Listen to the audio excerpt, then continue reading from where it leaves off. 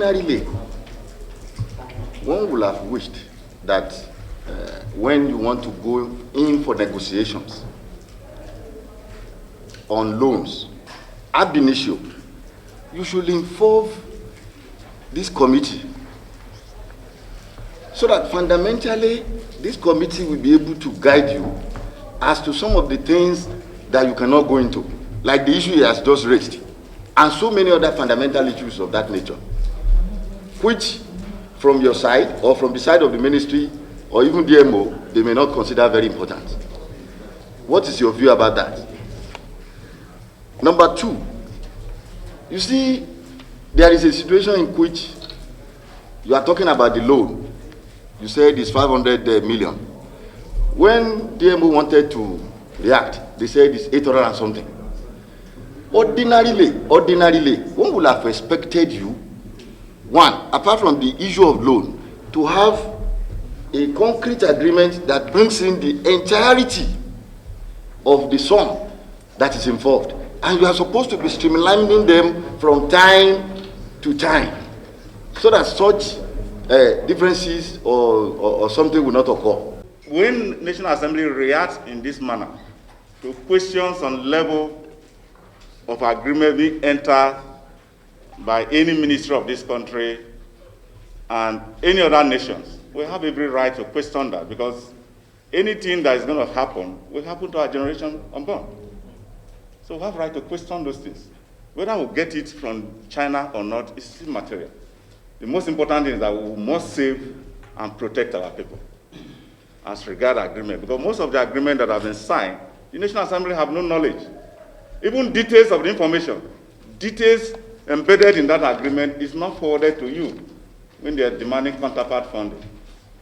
Details of those information are not forwarded to you. You don't have even the detail clause by clause, which you ought to do. In line with your management DMO, in line with the act that established you, we needed to know those details even before going to sign such an agreement. But those details are not provided to Parliament. So we have right to question the Honorable Minister. I want the progress of this country. We are partnering on this business. In going forward, those key areas, this agreement signed, those projects it has attended to, we want to know every money that has been released. Counterpart funding that has also been addressing such a project. The payment of this loan, how far have we gone? At what stage are we? We want to know those things. When we know those things, asking you to go ahead, because the project coming to the east is critical to Nigerians. The people must facilitate business in the southeast.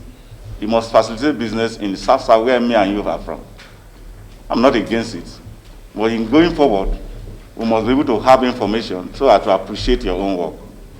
The responsibility of the Ministry of Transport is to implement a contract. Who pays the contractor? Ministry of Finance. How does the Ministry of Finance pay?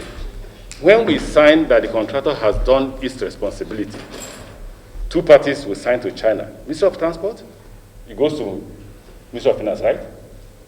Then they revert to China and they're paid. So our responsibility is implementation.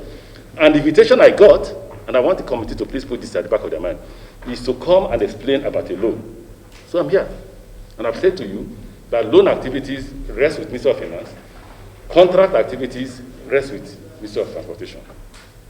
The loan agreement for the project was signed on the 20th of December 2010.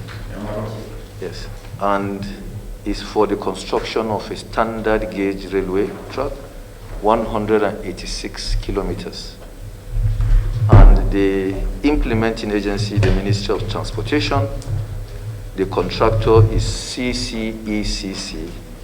And from the record that I have here, the sum involved is $500 million United States dollars.